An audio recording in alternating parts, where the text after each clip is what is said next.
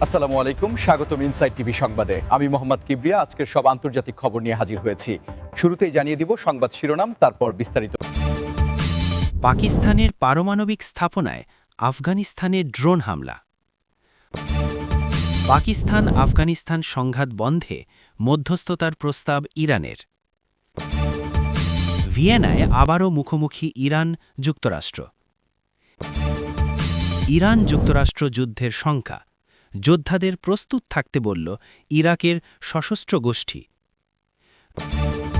২০২৫ সালে সুদানের যুদ্ধে নিহত সাধারণ মানুষের সংখ্যা আগের বছরের তুলনায় দ্বিগুণেরও বেশি, জাতিসংঘ। আসসালামু আলাইকুম, স্বাগতম জানাচ্ছি ইনসাইট টিভি সংবাদে। আমি মোহাম্মদ কিবরিয়া। এতক্ষণ শুনছিলেন সংবাদ শিরোনাম, এবার বিস্তারিত। পাকিস্তানের পারমাণবিক স্থাপনায় আফগানিস্তানের ড্রোন হামলার যে খবরটি বর্তমানে আন্তর্জাতিক গণমাধ্যমে সবচেয়ে বেশি আলোচিত হচ্ছে, তা দক্ষিণ এশিয়ার ভূ-রাজনৈতিক প্রেক্ষাপটে একটি অত্যন্ত তাৎপর্যপূর্ণ এবং উদ্বেগজনক ঘটনা হিসেবে বিবেচিত হচ্ছে। প্রিয় দর্শক, আপনারা নিশ্চয়ই জানেন যে পাকিস্তান এবং আফগানিস্তানের মধ্যকার সীমান্ত এলাকাটি ঐতিহাসিকভাবেই অত্যন্ত সংবেদনশীল এবং দীর্ঘকাল ধরে সেখানে এক ধরনের চাপা উত্তেজনা বিরাজমান রয়েছে। তবে একটি পারমাণবিক স্থাপনার মতো অত্যন্ত সুরক্ষিত এবং সংবেদনশীল জায়গায় ড্রোন পৌঁছানোর এই ঘটনাটি সম্পূর্ণ নতুন মাত্রার একটি নিরাপত্তা সংকট তৈরি করেছে। আধুনিক যুগে প্রযুক্তির যে দ্রুত বিকাশ ঘটছে, তাতে ড্রোন প্রযুক্তি এখন আর কেবল উন্নত দেশগুলোর হাতে সীমাবদ্ধ নেই, বরং এটি খুব সহজেই বিভিন্ন আঞ্চলিক শক্তির হাতেও পৌঁছে যাচ্ছে, যা প্রথাগত সীমান্ত সুরক্ষার ধারণাকে সম্পূর্ণভাবে বদলে দিয়েছে। বিশেষজ্ঞরা মনে করছেন এই ঘটনাটি কেবল পাকিস্তান বা আফগানিস্তানের অভ্যন্তরীণ বিষয় নয়, বরং এটি সমগ্র দক্ষিণ এশিয়া এবং বৃহত্তর আন্তর্জাতিক সম্প্রদায়ের জন্য একটি বড় সতর্কবার্তা। কারণ পারমাণবিক স্থাপনার নিরাপত্তা নিয়ে আন্তর্জাতিক পর্যায়ে সবসময় জিরো টলারেন্স নীতি অনুসরণ করা হয়।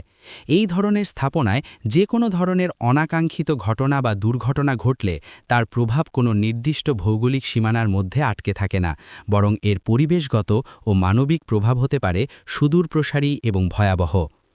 আপনারা যারা বিশ্ব রাজনীতি নিয়ে নিয়মিত খোঁজখবর রাখেন, তারা নিশ্চয়ই বুঝতে পারছেন যে এই ঘটনার পর পাকিস্তানের অভ্যন্তরীণ নিরাপত্তা ব্যবস্থা এবং আকাশসীমা সুরক্ষার সক্ষমতা নিয়ে নতুন করে প্রশ্ন উঠেছে, এবং আন্তর্জাতিক বিভিন্ন ফোরামে এই বিষয়টি নিয়ে এরই মধ্যে গভীর বিশ্লেষণ শুরু হয়েছে।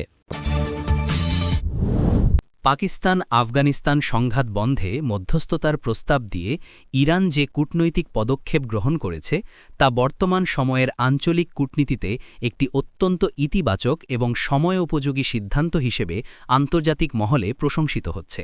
দর্শক, আপনারা যদি একটু মানচিত্রের দিকে খেয়াল করেন, তাহলে দেখবেন যে ইরান এমন একটি ভৌগোলিক অবস্থানে রয়েছে যার একদিকে পাকিস্তান এবং অন্যদিকে আফগানিস্তান অবস্থিত। ফলে এই দুই দেশের মধ্যে কোনো ধরনের অস্থিতিশীলতা বা সংঘাত তৈরি হলে তার সরাসরি নেতিবাচক প্রভাব ইরানের জাতীয় নিরাপত্তা, সীমান্ত ব্যবস্থাপনা এবং অর্থনীতির ওপর পড়তে বাধ্য। সাম্প্রতিক সময়ে পাকিস্তান এবং আফগানিস্তানের মধ্যে যে সীমান্ত উত্তেজনা এবং পাল্টাপাল্টি অবস্থানের সৃষ্টি হয়েছে, তা যদি দীর্ঘস্থায়ী হয়, তবে এই অঞ্চলে নতুন করে উদ্বাস্তু সংকট, চোরাচালান এবং আন্তঃসীমান্ত নিরাপত্তা ঝুঁকি চরম আকার ধারণ করতে পারে, যা ঠেকাতেই ইরান মূলত একটি শান্তিকামী প্রতিবেশী হিসেবেই এগিয়ে আসার সিদ্ধান্ত নিয়েছে। ইরানের এই মধ্যস্থতার প্রস্তাব কেবল একটি সাধারণ কূটনৈতিক শিষ্টাচার নয়, বরং এর পেছনে রয়েছে একটি গভীর ভূ-রাজনৈতিক দূরদর্শিতা। কারণ ইরান বর্তমানে আন্তর্জাতিক অর্থনৈতিক অবরোধের মধ্যে থেকেও নিজেদের অর্থনীতিকে চাঙ্গা করার জন্য আঞ্চলিক বাণিজ্য এবং কানেক্টিভিটির ওপর ব্যাপকভাবে জোর দিচ্ছে।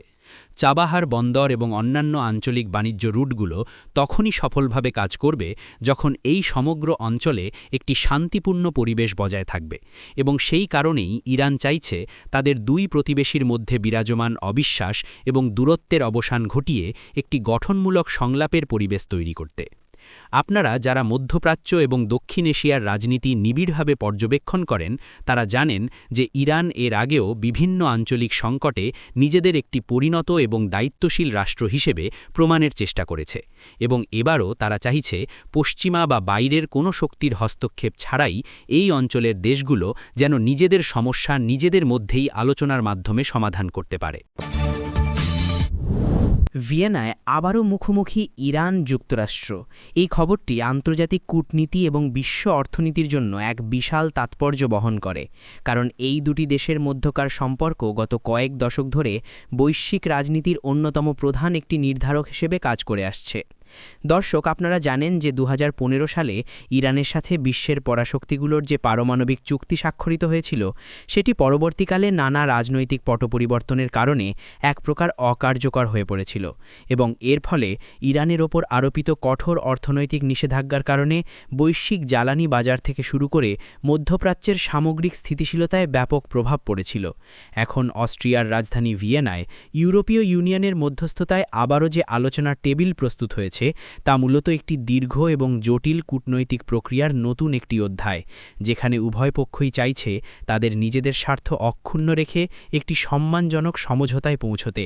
এই আলোচনা শুধু ইরান বা যুক্তরাষ্ট্রের দ্বিপাক্ষিক কোনো বিষয় নয়, বরং এর সাথে জড়িয়ে আছে বিশ্বব্যাপী তেলের দাম, আন্তর্জাতিক বাণিজ্য রুটগুলোর নিরাপত্তা এবং ইউরোপের জ্বালানি নিরাপত্তার মতো অত্যন্ত গুরুত্বপূর্ণ সব ইস্যু, যা বিশ্বের প্রতিটি সাধারণ মানুষের দৈনন্দিন অর্থনীতিতে প্রত্যক্ষ বা পরোক্ষভাবে প্রভাব ফেলে থাকে।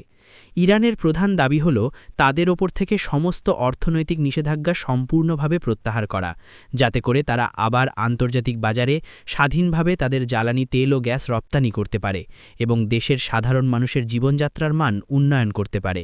অন্যদিকে যুক্তরাষ্ট্রের অবস্থান হল ইরানকে তাদের পারমাণবিক কর্মসূচির বিষয়ে সম্পূর্ণ স্বচ্ছতা নিশ্চিত করতে হবে এবং আন্তর্জাতিক আণবিক শক্তি সংস্থার সমস্ত শর্ত পুঙ্খানুপুঙ্খভাবে মেনে চলতে হবে।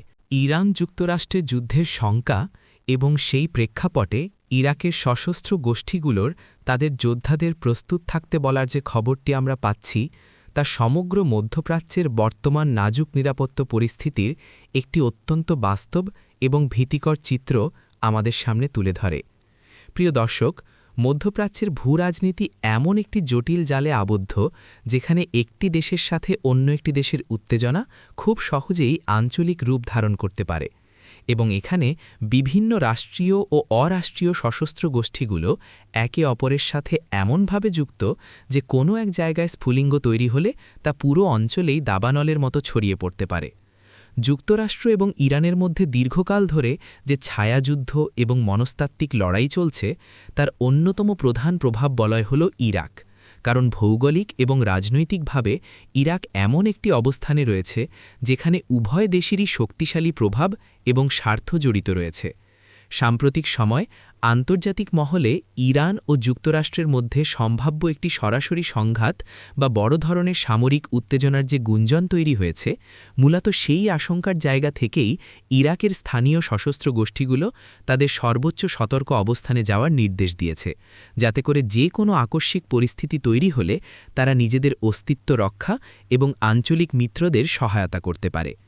এই ধরনের সামরিক প্রস্তুতি কেবল একটি মহড়া বা ফাঁকা বুলি নয়, বরং এটি এই অঞ্চলের সাধারণ মানুষের মনে এক তীব্র আতঙ্কের জন্ম দিয়েছে, কারণ তারা গত কয়েক দশকে একাধিক যুদ্ধের ভয়াবহতা, ধ্বংসযজ্ঞ এবং মানবিক বিপর্যয় খুব কাছ থেকে দেখেছে।